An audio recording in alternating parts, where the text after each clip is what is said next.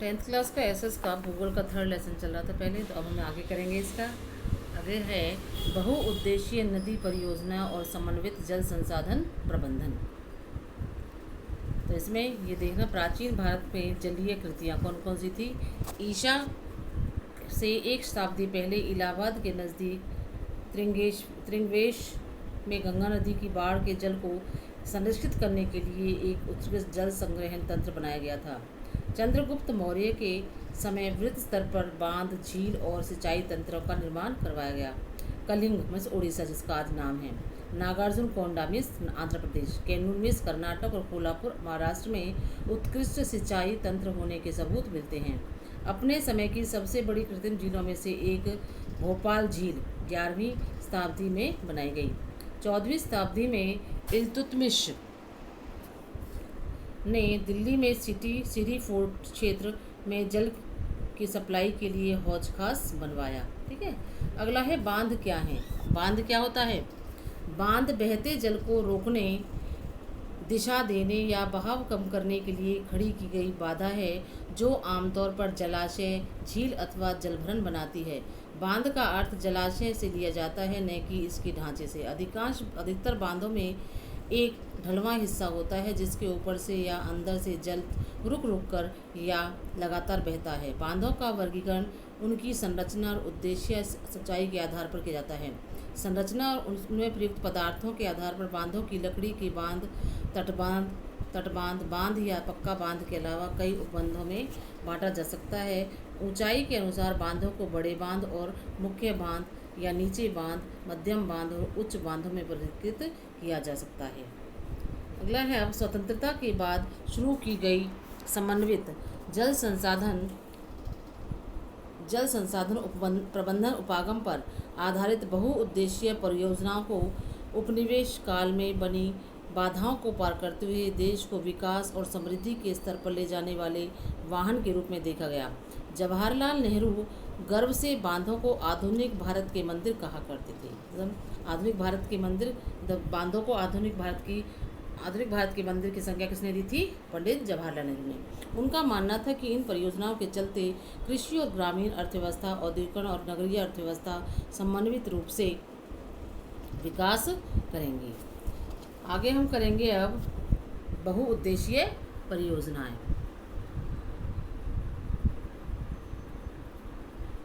पिछले कुछ वर्षों में बहुउद्देशीय परियोजनाएं और बड़े बांध कई कारणों से परिनिरीक्षण और विरोध के विषय बन गए हैं। नदियों पर बांध बनाने और उनका बहाव नियंत्रण करने से उनका प्राकृतिक बहाव अवरुद्ध होता है, जिसके कारण तलछट बहाव कम हो जाता है।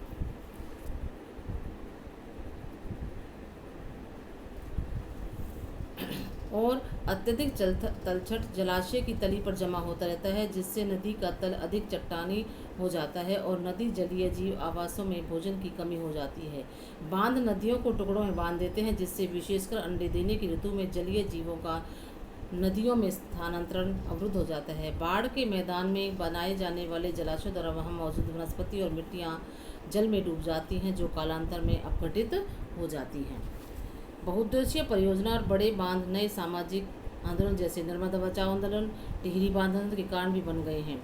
इन परियोजनाओं का विरोध मुख्य रूप से स्थानीय समुदायों के वृहद स्तर पर विस्थापन के कारण है। आमतौर पर स्थानीय लोगों को उनकी जमीन, आजीविका और संसाधनों में लगाव एवं नियंत्रण देश की बेहतरी के लिए कुर्बान करना पड़ता है। इसलिए अगर स्थानीय लोगों को इन परियोजनाओं का लाभ नहीं मिल रहा है तो किसको मिल रहा है।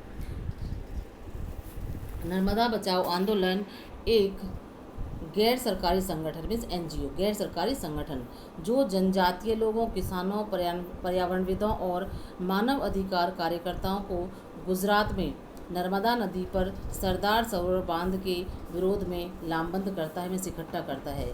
मूल रूप से शुरू में यहाँ आंदोलन जंगलों के बांध के पानी में डूबने जैसे पर्यावरणीय मुद्दों पर केंद्रित था। हाल ही में इस आंदोलन का लक्ष्य बांध से विस्थापित गरीब लोगों को सरकार से संपूर्ण पुनर्वास सुविधाएं दिलाना हो गया। विस्थापित होते हैं, जैसे वहाँ पर बांध बनाना था तो जो वहाँ पर लोग बसे हुए थे उनको दूसरी जगह पर बसाना। ठीक है, लोगों ने सोचा कि उनकी यातनाएं व्यर्थ नहीं जाएंगी। विस्थापन का शोक स्वीकार किया, यह विश्वास करके कि सिंचाई के प्रसार से भी मालामाल हो जाएंगे। प्राय रिहंद के उत्तरजीवियों ने हमें बताया कि उन्होंने अपने कष्टों को देश के लिए कुर्बानी के रूप में स्वीकार किया, परंतु अब 30 साल के कड़े अनुभव के बाद जब उनकी आजीविका और अधिक जोखिमपूर्ण हो गई है, पूछते जा रहे हैं हमें ही देश के लिए कुर्बान देने के लिए क्यों चुना गया। तो यहाँ पर ये वो अगला है ये मैप। इसमें आपको जो मैं बता रही हूँ वो मेन जो क्वेश्चन है इसमें बनता है। जैसे सरदार सरोवर बांध कहाँ पर है, ये गुजरात में। देखो नर्मदा नदी पर है, बीच में ये रहा नर्मदा नदी पर कौन सा है, सरदार सरोवर बांध। ठीक है, दूसरा है इधर साइड में देखो उड़ीसा में महानदी पर कौन सा बांध है, हीराकुंड बांध। तो इसी तरह से पहले नदी बनानी है आपको और उसके बाद बांध बताना है उस पर नदी पर कौन सा बांध है। तो हीराकुंड बांध कौन सी नदी पर है, महानदी पर। इसके नीचे आ जाओ, नागार्जुन सागर परियोजना कौन सी नदी पर है, कृष्णा नदी पर। कौन सी है नदी, यहाँ से शुरू होकर ये बंगाल की खाड़ी में गिरती है, तो कौन सी नदी है, कृष्णा नदी। कौन सी नदी है, इधर कर्नाटक में कोयना बांध है और आंध्र प्रदेश में नागार्जुन सागर परियोजना। नीचे आ जाओ, अब मैटूर बांध कौन सी नदी पर है, कावेरी नदी पर, तमिलनाडु में। कौन सी नदी है, मैटूर बांध कौन सी नदी पर है, कावेरी नदी पर।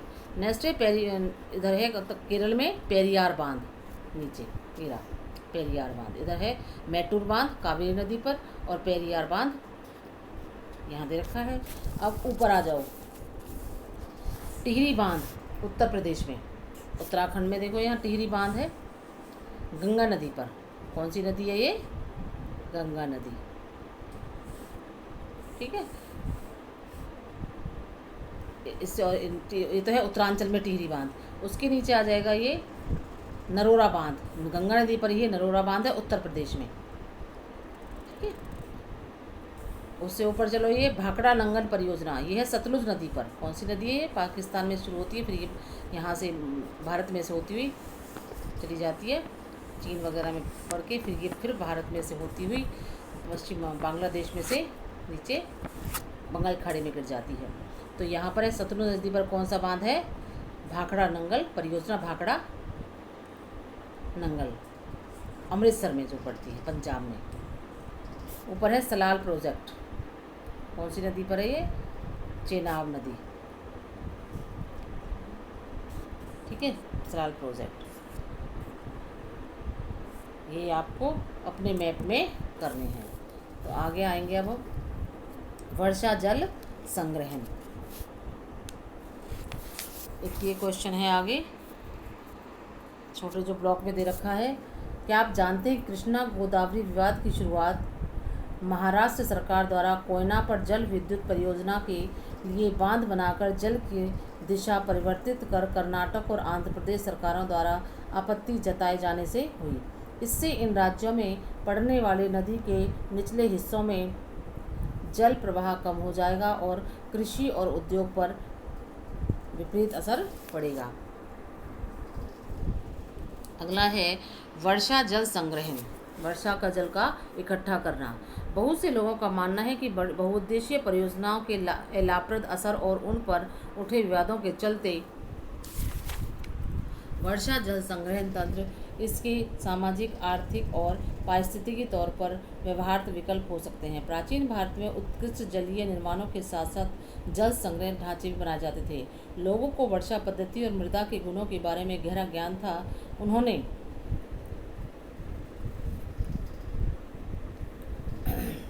स्थानीय पारिस्थितिकीय परिस्थितियाँ और उनकी जल आवश्यकता अनुसार वर्षा जल, भौमजल, नदी जल और बाढ़ जल संग्रहण के अनेक तरीके विकसित किए थे। पहाड़ी और पर्वतीय क्षेत्रों में लोगों ने गुल अथवा कुल जैसी वाहिकाएं नदी की धारा का रास्ता बदलकर खेतों में सिंचाई के लिए बनाई। पश्चिमी भारत, विशेषकर राजस्थान में पीने का जल एकत्रित करने के लिए छत वर्षा जल संग्रहण का तरीका आम था। पश्चिमी बंगाल में बाढ़ के मैदान में लोग अपने खेतों की सिंचाई के लिए बाढ़ एवं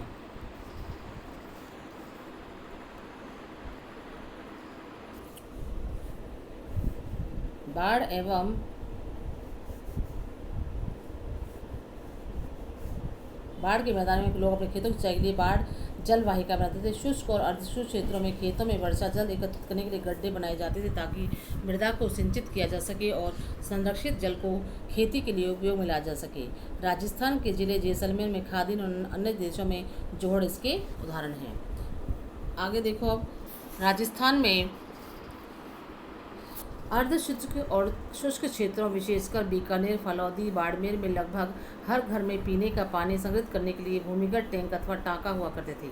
इसका आकार एक बड़े कमरे जितना हो सकता है। फलौदी में एक घर में 6.1 मीटर गहरा, 4.27 मीटर लंबा और 2.44 मीटर बड़ा चौड़ा टाँका था। टाँका यहाँ सुविकसित छत वर्षा जल संग्रहण तंत्र का अभिन्न हिस्सा होता है, जिसे मुख्य घर या आंगन में बनाया जाता था। वे घरों की ढलवा छतों से पाइप द्वारा जुड़े हुए थे। छत से वर्षा का पानी इन नलों से होकर भूमिगत टाँका तक पहुंचता था, जहां इसे एकत्रित किया जाता था। वर्षा का पहला जल छत और नलों को साफ करने में प्रयोग होता था और उसे संग्रहित नहीं किया जा सकता था। इसके बाद होने वाली वर्षा का जल संग्रह किया जाता था।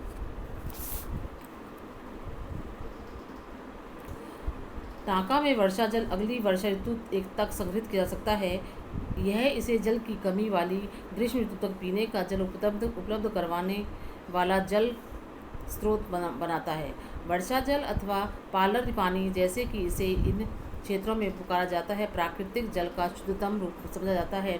कुछ घरों में तो टाँका के साथ भूमिगत कमरे बनाए जाते हैं, क्योंकि जल का यह स्रोत इन कमरों को ठंडा रखता था, जिससे ग्रीष्म ऋतु में गर्मी में राहत मिलती है।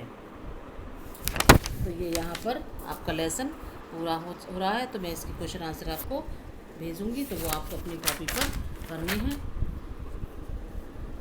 कुछ क्वेश्चन मैंने पहले भी बताए थे, वो कॉपी पर करने हैं और याद करने हैं।